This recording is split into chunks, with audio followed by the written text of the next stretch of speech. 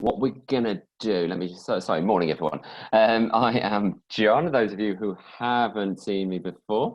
Yeah, my name, almost there. Right, my name's John. I am the founder, director of Get Grants. Those of you who don't know us, Get Grants is a Birmingham-based consultancy specialising across fundraising. Really, fundraising is solely our thing, but in particular, as the name suggests, grant fundraising is the main thing that we know, the main thing that we talk about, and individually, it's my background as well. So it really is our forte. Get Grants provides a range of consultancy type services. From doing audit, I've got a slide on this in a second. I'll tell you that in a second. What I put on screen the content for today with a fairly small group of us. I've just thrown in a little task at the start where we're just going to throw open the chat, unmute yourselves, and we'll just have a bit of a chat and see how people are feeling, how things are, and pick up a load of kind of questions and comments and points from there.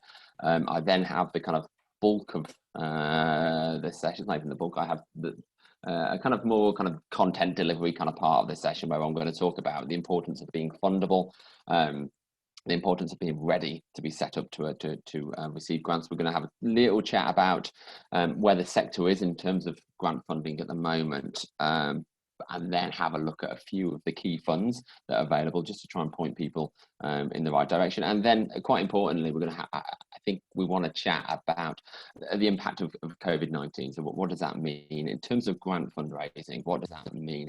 How differently are we going to have to approach our potential grant applications in the immediate term, but also kind of going forward? And it says there questions. We will do a kind of question stuff at the end, but there's 7 of you. Do just interrupt me, say hello, use the chat box if you want. You can raise your hand just with a group of you like this. I can probably see you all, so just wave at me or shout at me, and we'll see how we get on. Very, very briefly, as I say, my name's John. I run Get Grants, and as I say, grant fundraising in particular is our thing. We have a range of other services that touch on wider fundraising, and these are the types of stuff that we do. The least interesting stuff is writing fundraising strategies and reviewing application forms. Slightly more interesting is we have a bit of a bid writing service where we write application forms for people, but our kind of mass market stuff is we deliver training courses across a range of fundraising topics. We're just about to launch an individual giving training course, for example, but then have a range of kind of grant related, bid writing related training courses. And the nicer kind of sell is we do a load of free stuff as well. We have monthly networking events. We have the occasional free workshop. We have a really useful free newsletter. So have a look on our website, the type of stuff that we do. What would be interesting if people can find the chat box just to let us know who you are. I should have said this a second ago, but in the chat box, if you let us know who you are, just let us know just simply your name and the organisation you're involved in. If it isn't obvious, let us know where in the county you're from as well, just to see kind of what kind of spread that we've got. And then I'm going to kind of throw open the mics and see if anyone's got anything to say. Kind of, so it says here, it says group question. We've got, how are you finding grant fundraising in the current climate? And it also says, what challenges, issues are you encountering on an organisation or individual basis? Generally just interested how people are getting on, how we're finding it. You can also kind of throw in here a kind of wider questions that maybe aren't quite as present, but kind of, if you're an organisation that doesn't do much in the world of grant fundraising, well, why is that? What are your issues with grant fundraising? What puts you off doing it? And see if we can kind of identify some stuff that we can offer some advice for. Morning, guys. So I wonder if anyone wants to say good morning. So we're asking kind of, yeah, how are you getting on with grant fundraising? Any issues, concerns, what your kind of frustrations are, your annoyances about the whole thing? Who's feeling chatty this morning?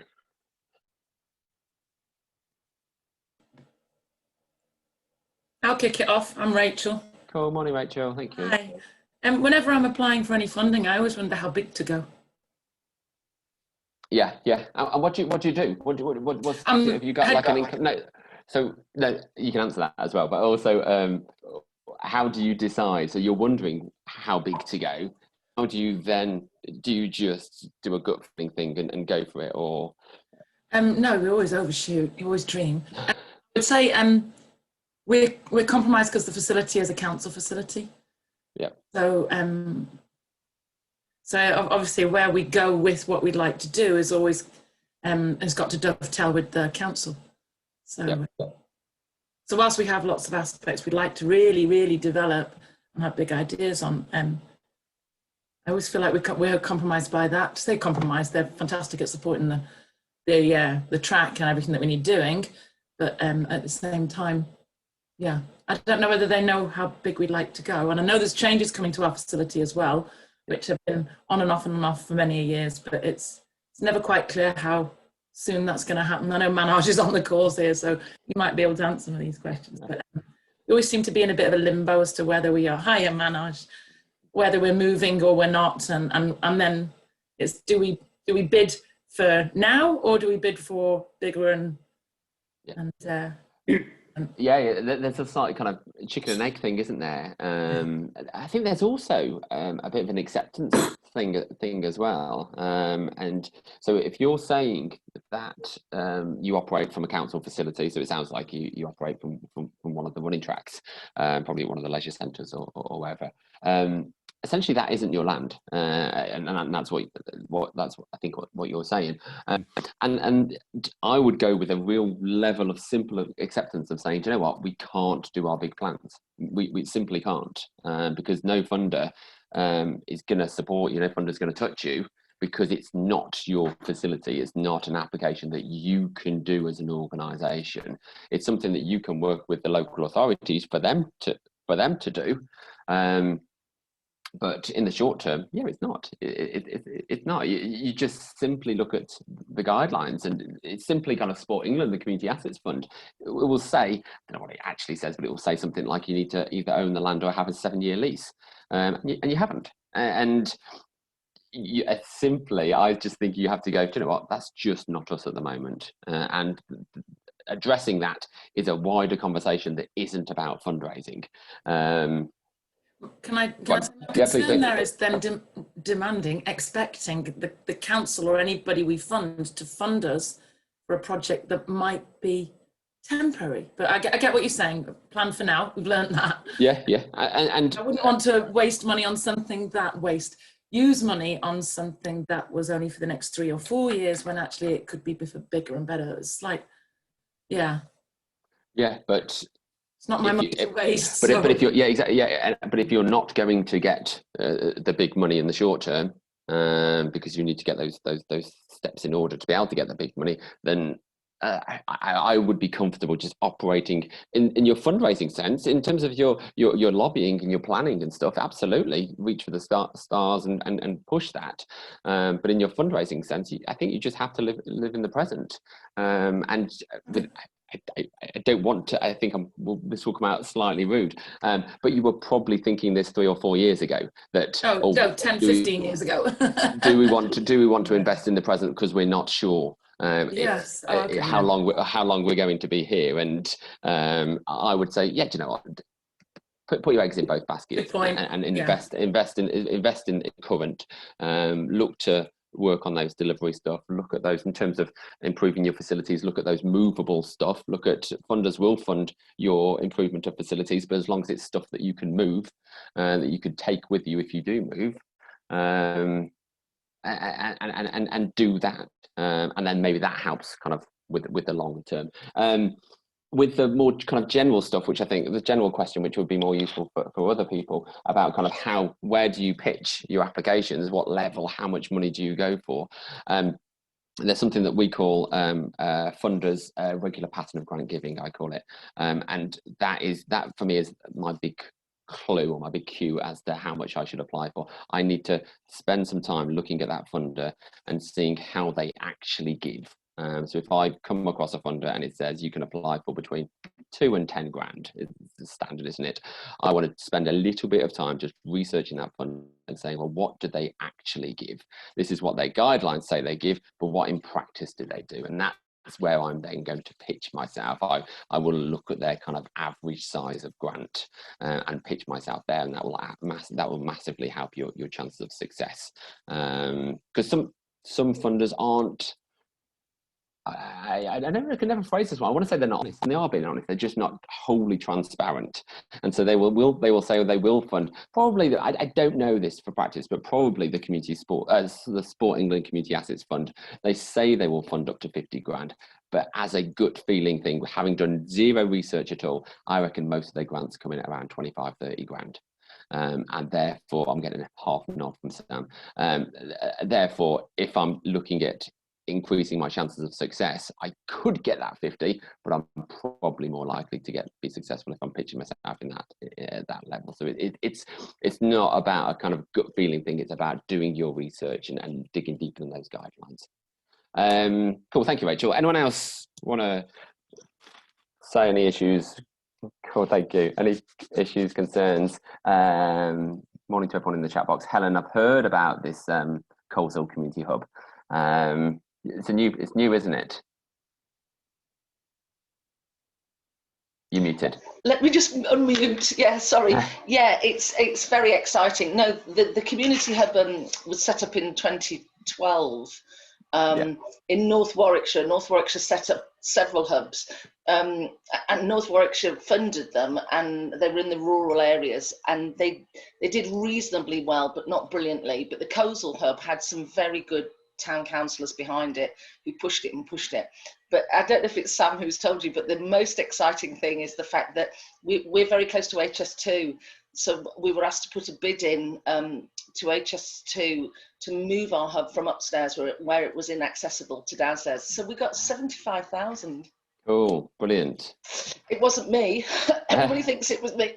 I knew somebody who was a bid writer, basically smooshed him over because I couldn't have written a bid like that. But and what's lovely, Charlie's on here somewhere. I can't see her at the moment. She's waving. Is she waving? And the fund included appointing a hub coordinator for 2 years. Charlie has been absolutely brilliant. But the sad thing is, Charlie came in November 2019, and we literally did December, January, February, and then we went into lockdown. And it's absolutely scuppered everything that Charlie and I planned, all the stuff we were going to do. And, you know, the irony is she's on a 2-year contract. I want to find some money to keep her. Help, please help me. She hasn't been able to do what we wanted to do, and the HS2 money will stop. And she's amazing. She's so good at the social media, and I'm old, I'm a dinosaur. She's so good at all the up and coming stuff. I don't want to lose her. But funders don't often fund staff, do they? Okay, yeah, cool. So first of all, well done with the HS2. Absolutely brilliant. It's a horrible form. Yes, you got someone else to write it, but you obviously supported them in that process, and make sure you get some credit for that yourself and the wider team as well. With that HS2, sometimes I want to say funders fall on your lap. It's not even that. Sometimes you see a fund and it's just so obvious, and don't ignore those ones. Kind of the HS2. Hopefully for the Coleshill hub, you will have seen it and gone, wait a minute, this really matches what we are doing. This just makes sense. And those are the funds, and you will all come across them at some point. Those are the ones that you then take your time and do them properly. And we see lots of people who miss those opportunities because they go, oh yeah, that did seem like a really good fit, but I didn't have the time, didn't have the expertise, didn't whatever. Those are the ones that you, even we call it kind of, you can smell that it's a real good opportunity. But even as an inexperienced bid writer, you absolutely can smell them, and you can see that match. And those are the times in particular to go, right, do you know what, I'm going to take this seriously and jump on it. And that one's a really lovely example. Thank you, Helen. In terms of funding for salaries, yeah, Helen's right. A lot of funders don't like to fund salaries. Doesn't mean that there aren't funders out there who fund salaries, because Helen's just telling us that HS2 funded it, and there is a salary. Charlie is here because that funding is in place. And so let's not just go, straight down the line and say, well, it's impossible for us. There are funders who will fund salaries.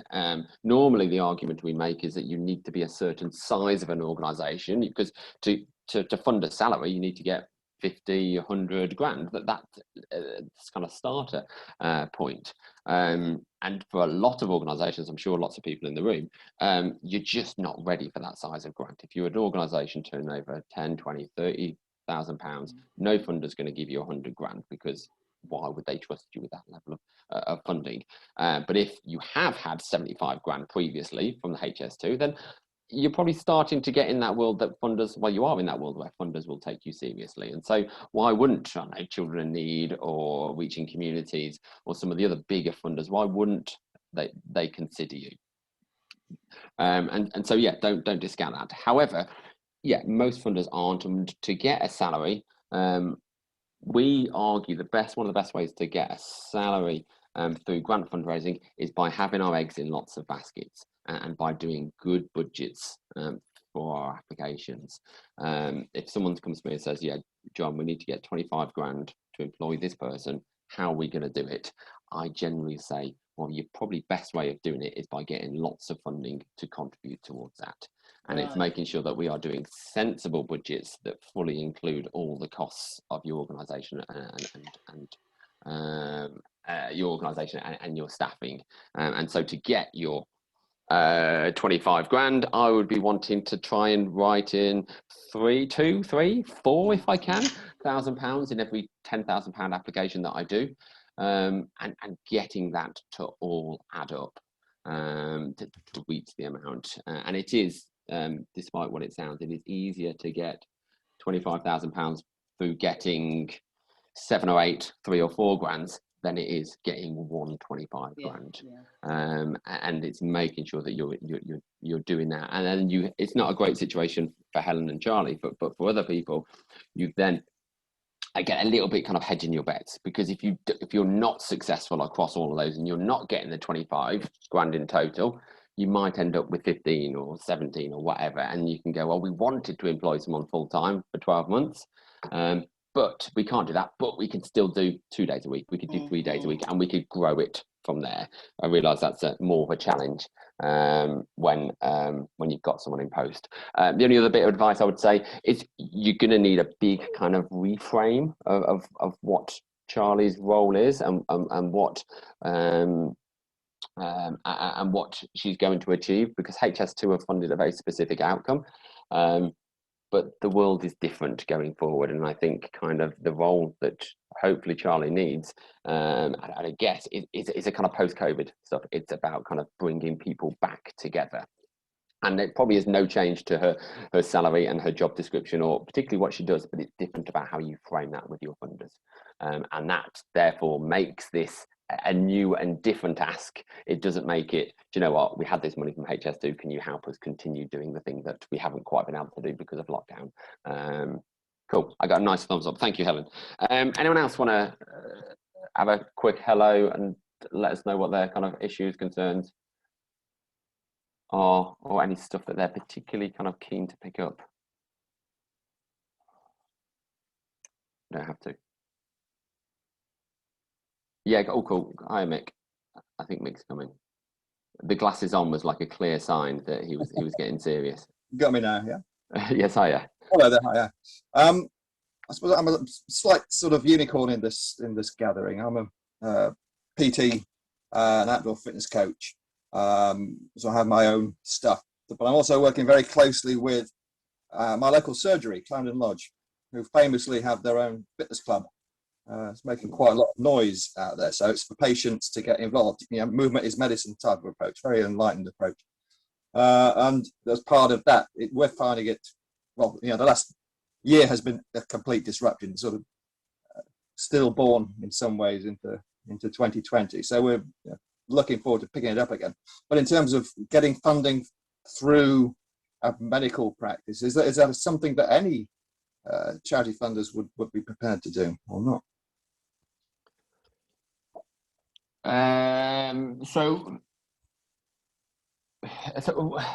So the question is kind of how ripe are those opportunities? Is that kind of what you're thinking? Well, I mean, the ripeness is that there are 120,000. Well, sorry, what I'm saying.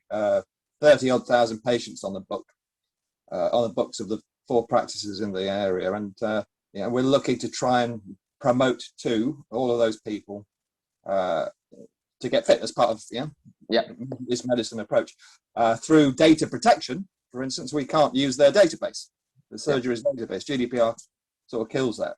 So there's 2 things. It's marketing to the patients, and then B, funding subsidised activities for patients of the surgeries. Yeah. So as you're very aware, and kind of your experience shows, that is possible. Whatever it's called, GP commissioning, social prescribing. Yes, this is a real thing. It's not just, some of us do think it's a bit of a term that everyone seems to talk about, but not many people do. But it is a real thing, and it is happening, and people are being commissioned by it. Fundraising is about relationships. All fundraising is about relationships, and it's about trust and credibility, and that will be exactly the same within that GP world. As a would be ring fence from being involved in the big bad world, as it were. Getting involved with any other types of organisation that might be trying to raise funds. Sorry, say that again, Mick. Would the fact that it's a GP practice-based situation mean that people wouldn't take us seriously? Oh, okay, cool. Yeah. I was going in a slight different direction. I'm going to stick with my direction and then come back to your direction. Funding, income, sales is about relationships. And for those of you who are listening to me going, oh, that's actually a really good idea, we should be getting more stuff, getting better relationships and getting funding commissioned from our local GP service, GP practice. The way to do that is to have the relationship. Those of us who've been in the sports sector long enough, we know now that just sending letters to schools to say, can we come and deliver your PPA and deliver after school clubs in your school no longer works, because every man in his bag of balls is trying to do that, and the schools that are commissioning us are the ones who we have relationships and we trust. And that will be exactly the same with the GP practice. Just because you ring them up, get a phone call, send an email, get to have a meeting with the head of practice, why should they choose you over anyone else? Or they should choose you because they've heard that you do a good thing. Someone else tells you that it works. Someone else tells them that it works because you've done a bit with them before. And those organisations that we are seeing are doing the social prescribing are ones who have been dipping their toe in that water for a good number of months, if not years, and are now getting the bigger contracts, and that's the kind of growth. In terms then of Mick was saying, well, is this something that might preclude us, might stop us, prohibit us from getting funding? There's an interesting point there about statutory responsibility. How does the funding world look at statutory responsibility? If providing a service for a GP is something that the NHS should be providing, would the funder fund us? And the answer is that if it's something that the GP should be doing themselves, then funders won't be looking at it. Similarly with the school stuff, funding has massively gone away from schools, but in particular they say, well, if this isn't that different to what the school should be providing, then we're not going to fill that gap. That's not the role of funding. However, where you are going over and above, where you are doing more than what a GP practice would normally buy in, I imagine with social prescribing, it's a kind of short-term kind of thing. They'll give you kind of 6 weeks of, it's like the counselling, the CPD stuff, no, CBT stuff that lots of our friends have been through. They get 6 weeks of support and then they're left to disappear into the world. And I would argue that there is a funding programme that wouldn't fund that 6 weeks, but would go over and above. And I think that's probably that's probably where I would be looking at it. If you're operating in that world as well, where what you do is a little bit of a step on statutory responsibility, it's honesty within your application. No, yeah, it is honesty within your applications, but also it is knowing, being aware of your limitations, being aware of the stuff that people always say about you. You know, if you're doing an application about doing some work with a GP practice, you know the funder is going to go, oh, wait a minute, is this statutory responsibility? Is this what the NHS should do, or is this what we should fund? We would say, well, answer that question straight away. Don't leave that grey area for them to ponder that issue. Tell them, literally have it in a sentence that this is over and above the statutory responsibility and isn't something that the NHS would fund, even if they could fund, even if they would fund, you know what I mean? Come on, hi, Helen. Hi, can I just quickly add to that, Mick? I don't know if you have a relationship with the doctors or with the surgeries.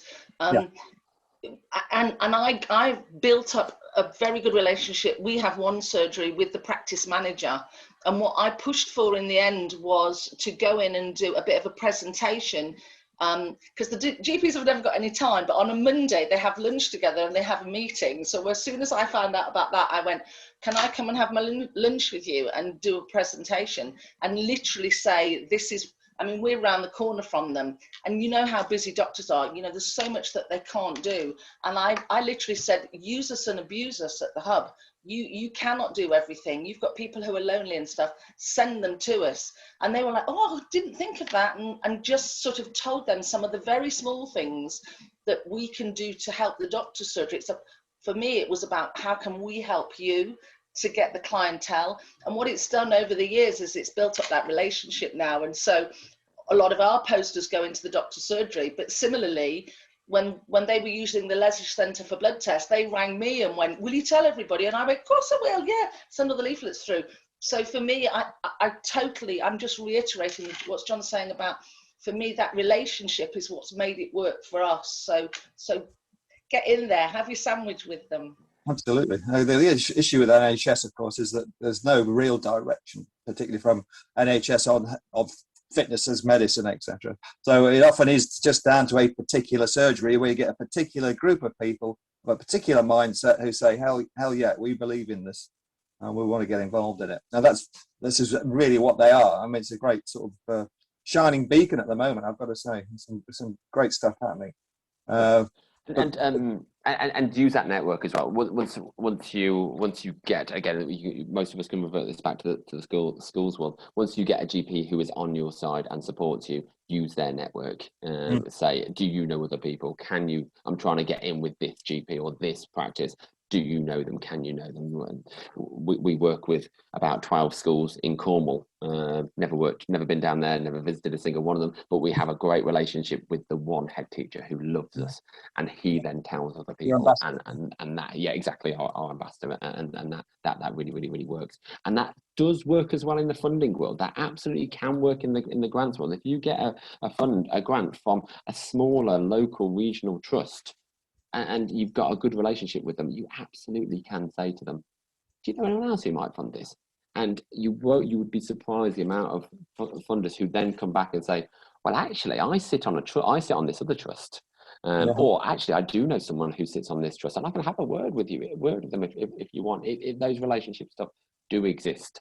Cool, thank you. Right, should we just do, I've seen a couple of stuff in the chat. I don't know, Rachel, if you wanted everyone to see the second one, because you've sent it as a whatever, as a direct message.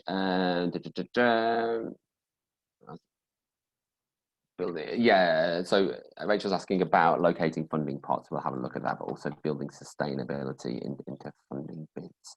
Okay, we'll have a look at that in a second, I think. Okay, let me just do my slides just to make sure we cover the stuff that we're meant to be covering. Okay, so first of all, and I'm going to fly past this one, I think. But there's just an interesting point about being fundable. This is all we are saying here is just make sure your house is in order. Make sure that you are able to receive funds before you start applying for funds, which seems a really silly and obvious and basic point, and it is, but you'd be surprised the amount of organisations who aren't fundable but are seeking funds. it is a big kind of rejection reason. And just this is your kind of getting your house in order. Make sure you have these things to be fundable. For most grant funds, you need to have a governing documents, you need to have a legal structure in place, a bank account with 2 signatures, minimum of 3 committee members, unrelated, so either annual accounts or projected accounts if you're a new organisation, and policies and procedures. Get yourself in order. We have another slide that we talk about that talks about a term that I call easy rejects. It's backed up by a bit of research by the Directory of Social Change that showed that of all the applications that are submitted, 37% of applications are rejected because those applications are classed as ineligible. So it's applications which a funder has doing a quick kind of check through to make sure that they are able to apply. 37% of applications don't make it through that quick check, which means that 37% of applications aren't read, aren't assessed by a funder. And there are lots of things within that, what I call easy rejects. But one of those big criteria is just not having your house in order, knowing that you're not quite up to date with your annual accounts with Charity Commission, or you've lost a couple of directors and you haven't replaced them in time. You just haven't got yourself set up right. Get yourself set up right. The other points around that kind of easy rejects are so it's either not having your house in order, it's then not being eligible for the fund. Again, these are so ridiculously obvious. Not being, making sure that you're eligible for that fund. So whether a funder clearly says we only fund registered charities, if you're not a registered charity, you do not apply. As a funder who says Sport England small grants apply for less than 10 grand, people ask for 12, 11, 13, 15, 20, whatever.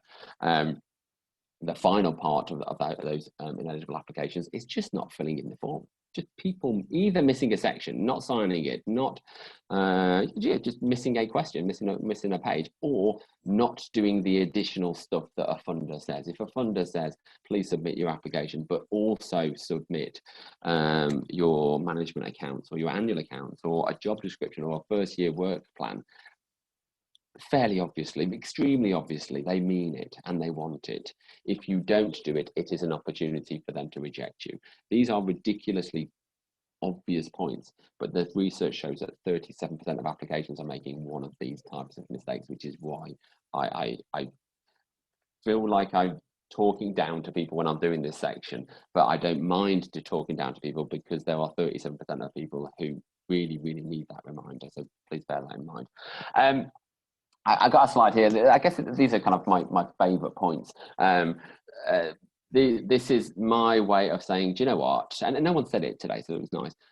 Whenever we do a session, people always say, I just hate bid writing. It's just confusing. The forms are really long. There's loads of stuff that they want. They all ask different questions, and there's a million places to apply, and I don't know where to apply. And even if I do apply, I don't know how much to apply for. There are lots of reasons to be put off and of bid writing, and there's lots of reasons to say this is a horrible, really, really difficult task. For me, yes, there's lots of annoyances, there's lots of weirdness around it. However, at the core of it is a really simple process, and this is my simple process. This is what I say is simple bid writing. These are my 4 pillars of bid writing. The first one being, make sure you're applying to the right place. It kind of echoes what I said to Helen about HS2. Just make sure that funder is interested. And you can portray this into the conversations about the GP practices.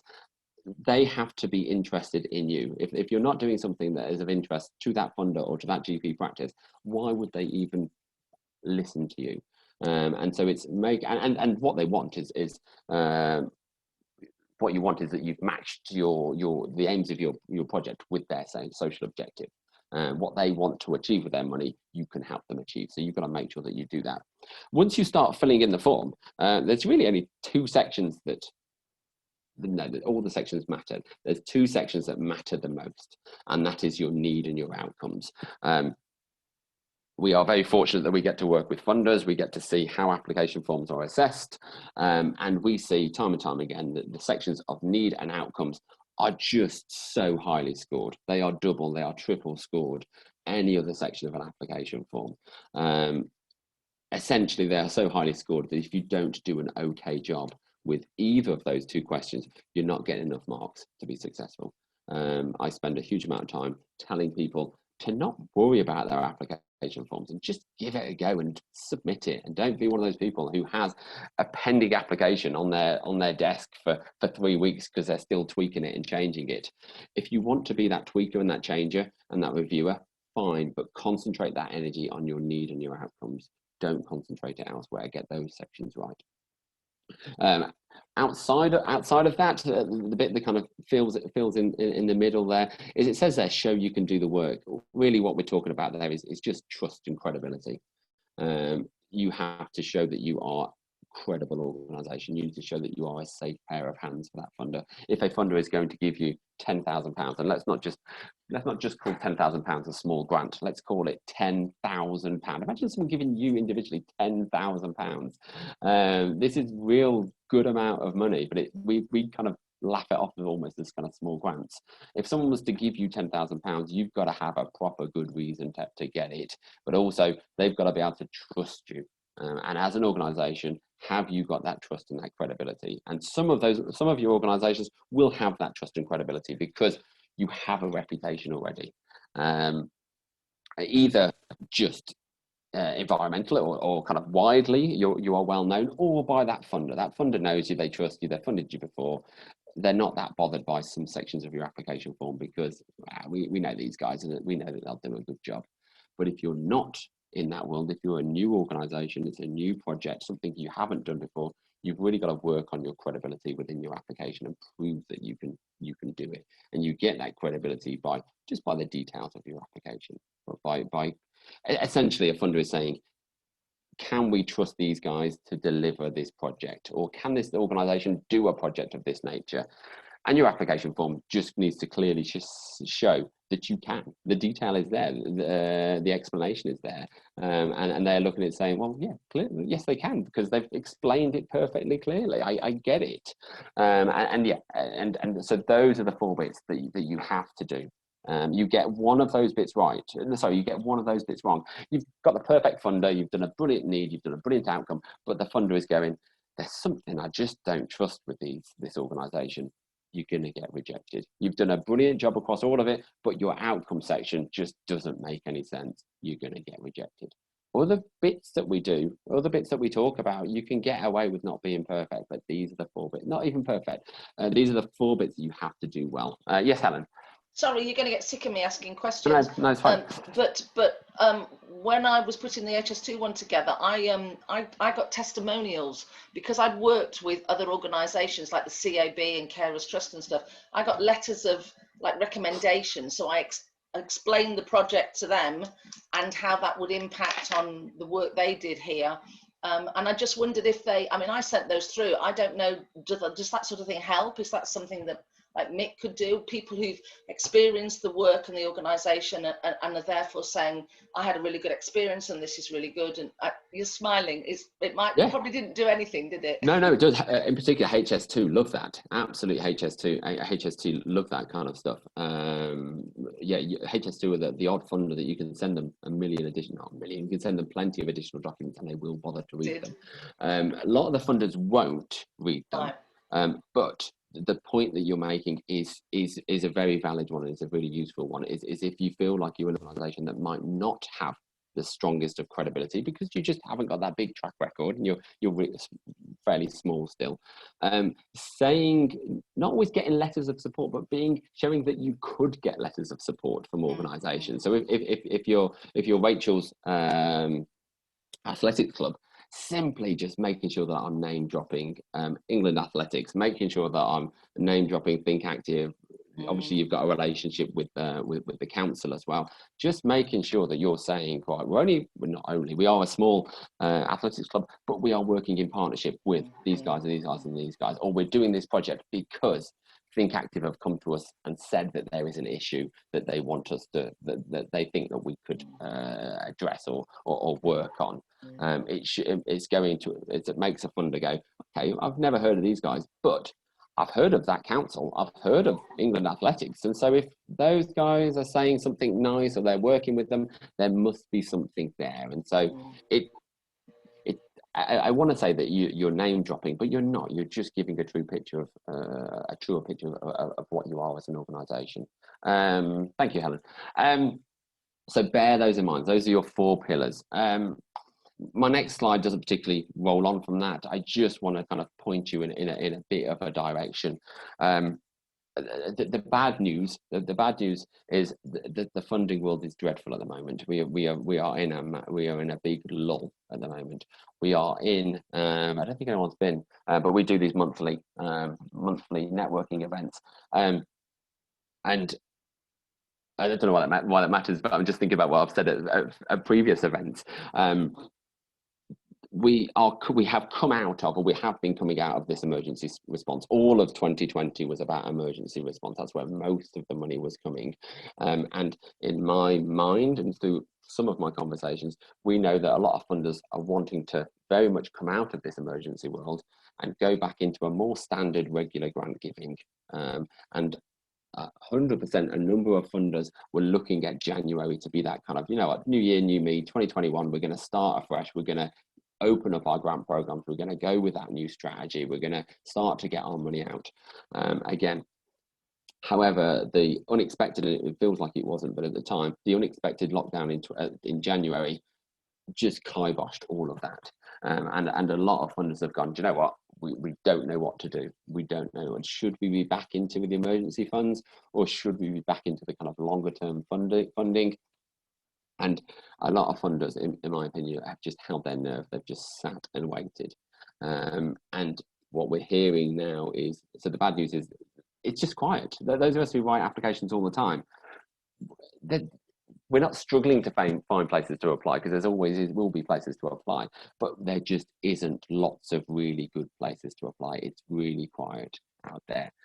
However, the new financial year, April, probably May in particular, is when we're going to really start to see, as the government steps, as we're reducing lockdown up here, we're going to start to see much more funding come out, lots more stuff up here. So at the moment, if you're looking around going, there just isn't much, I'm struggling, well, that is what everyone else is feeling as well. That said, there is money to be had. Fairly obviously, you should know about it. I'm sure Think Active have done a good job, done a great job at pushing this out. You should be looking at the Sport England return to play if you haven't. In my opinion, let's see if I get a nod from Sam. In my opinion, the Community Asset Fund is almost dead. I think most people who have we saw loads of people be successful in the early days of that. We then saw lots of people jump on it, and we're seeing quite a low success rate. And in my opinion, that £5 million pot, which is actually quite small for the size of grant, is petering out, and you need to have a pretty damn good argument to be able to get that one. The Active Together is a matched fund crowdfunding. I imagine there's probably quite a lot of money in that one, because I don't see people doing it, but you've got to be proper set up and committed to a crowdfunding campaign if you want to go for that. It's not something I know much about, but have a look at it. However, the small grants, I am still seeing lots of success. See if I get a nod from Sam as well. I'm still hearing of lots of organisations and lots of clubs get pretty quick decisions on those. I did get a nod. It's something that has been around since November. It feels like it should be petering out, and there won't be a huge amount of money in that pot. But organisations are still applying, and organisations are still being successful. If you've been one of those organisations that have gone, we want to apply for it, but we just don't know when we're going to return to normal. We don't know what we're going to do. Well, hopefully now you might be able to know that, or at least make some real solid guesses, and it is not too late. And I'm sure people at Think Active will be able to help you and support you on that, because they want their money. They want Sport England's money spent in the county. So if you're not looking at that, please do. The other obvious one you all should be looking at all the time is National Lottery. They are back to, they had an interesting year over the last 12 months, but they are back to pretty much normal. Their awards for all their reaching communities are pretty standard grants. They have a slight COVID focus, but everything has a COVID focus now. So do look at those programs. If you were funded by the Coronavirus Community Support Fund during lockdown, you can go back to Awards for All. Awards for All you can apply every 12 months. For lots of us, you won't have had a grant for 12 months because Awards for All closed in May, I think. And so if you had a grant from Coronavirus Community Support in the Mean Fund, you can now go back to the Awards for All. Fairly obviously, but hopefully you know this, but it's well worth it reiterating. Awards for All do not fund sports outcomes, but they do fund sports projects, sports and physical activity projects who deliver alternative outcomes. So if you are one of those organisations, which I'm sure we all are, who are using sport and physical activity as a tool to achieve other things, then as long as your application is about that, then it's fine. It is also one of those, it's a big rejection reason for the lottery.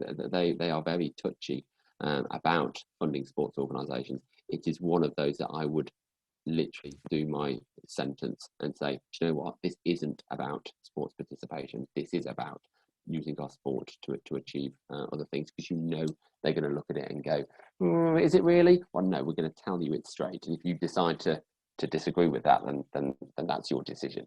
But yeah, be real straight up. The Reaching Communities for those larger organisations is up and running. It is popular, but there is plenty of money within the lottery at the moment. It's going to be competitive. It says there it's managed regionally.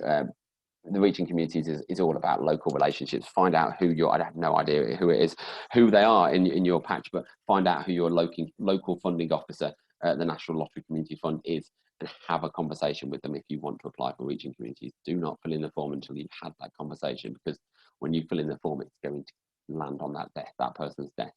And if you have a conversation with them first, they might be able to, no, they should be advising you on what to be asking for and simply whether it's worth going for or not.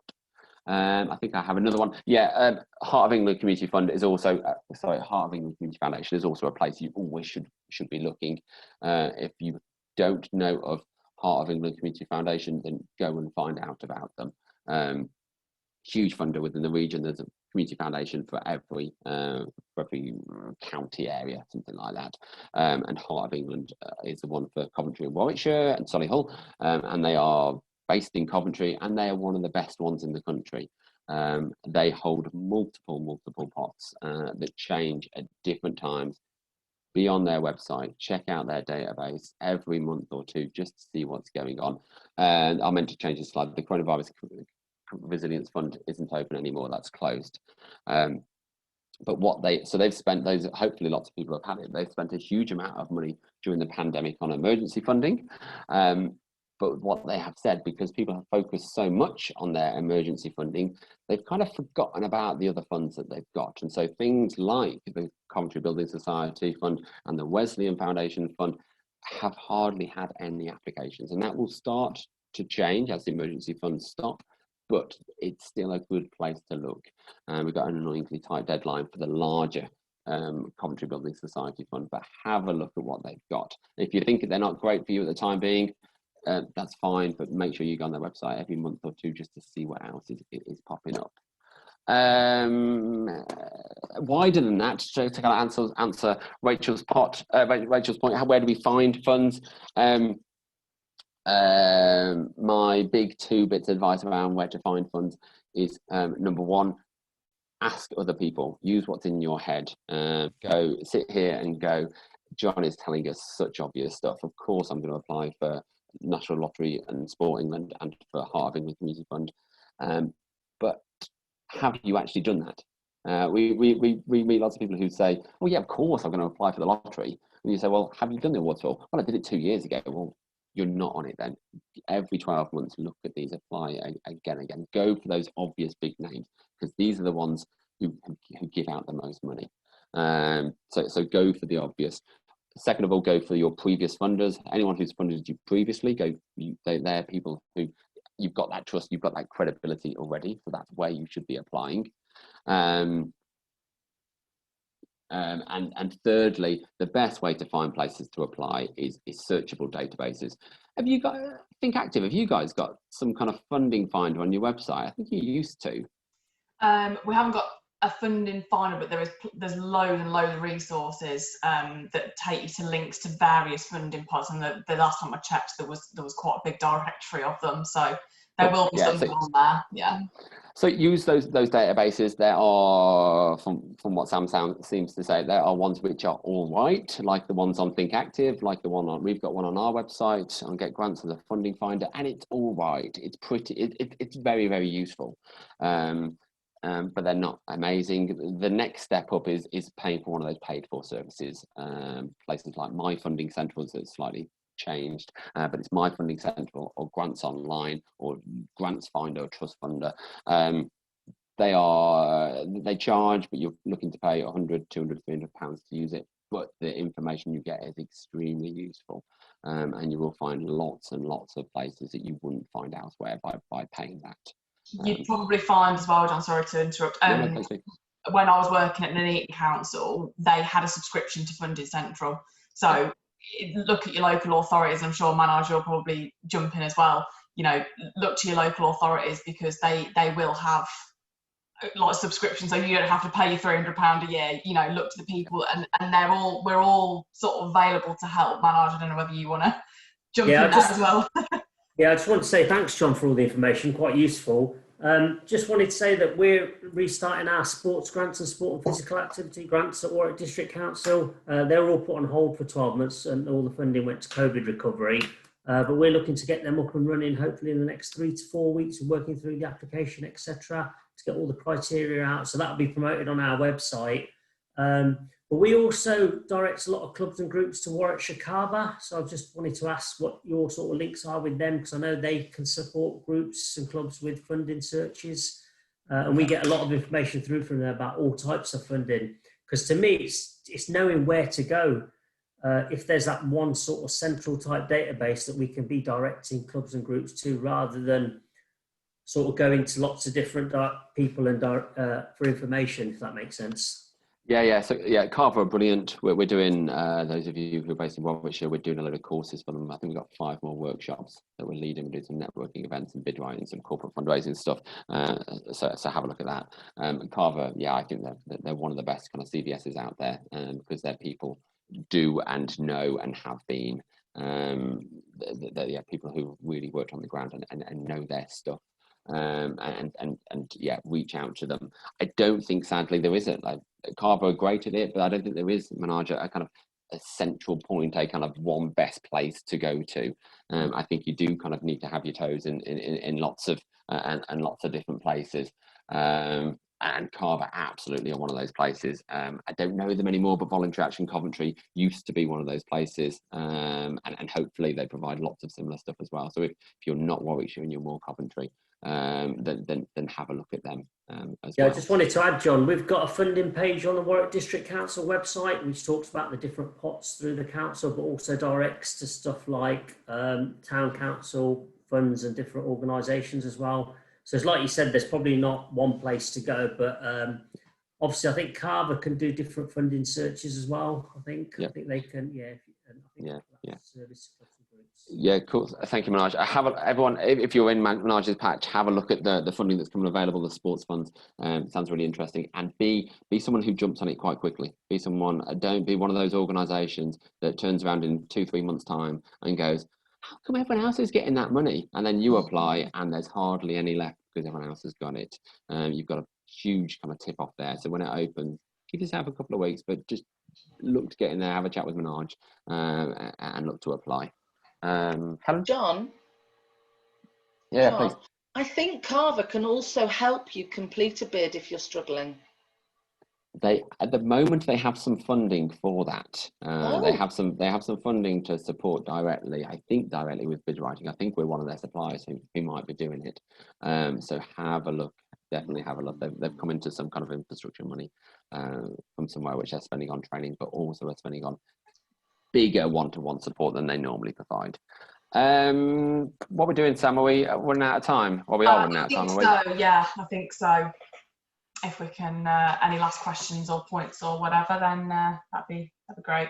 If I just want to make my final point, just about. So we talked about the impact. I did want to talk about the impact of COVID-19, but I talk too much about everything. Just be aware. I think the biggest point about coronavirus and the impact that it has had on funding, and kind of in particular moving forward, is you need to talk about this within application forms. You absolutely do not resort back to how you were writing application forms 18 months ago. Don't pick up your old applications that were partly completed back in March last year and go, do you know what, I can just rework this and get it back in again. The world is a different place, and you need to kind of accept that. One of my colleagues wrote an application recently, and I said, well, you haven't really kind of written much about COVID-19. And she said, well, where should I be writing about it? And I said, in every section of the application form, you need to talk about it, because it's in every section of our life. Therefore, your background needs to be about how you've survived. In particular, your delivery. Your delivery needs to be, your delivery details need to talk about how this is safe, how it meets current guidelines, and those types of things. Because if you're not putting out, funders aren't going to be able to trust you. They don't quite believe that you can deliver what you say you're going to deliver. So make sure you're getting that in. That'll do me.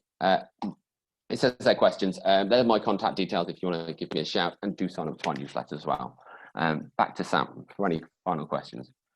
Thank you, John. Yeah, I don't think there's anything else from me, other than if everyone, I hope everyone found it really useful today. I have recorded this session, so it will be, you know, if you miss anything or you want to go back and check stuff, we'll put it on the YouTube, and I'll probably send around an email with the YouTube link on it, so you can go back and have a look at that.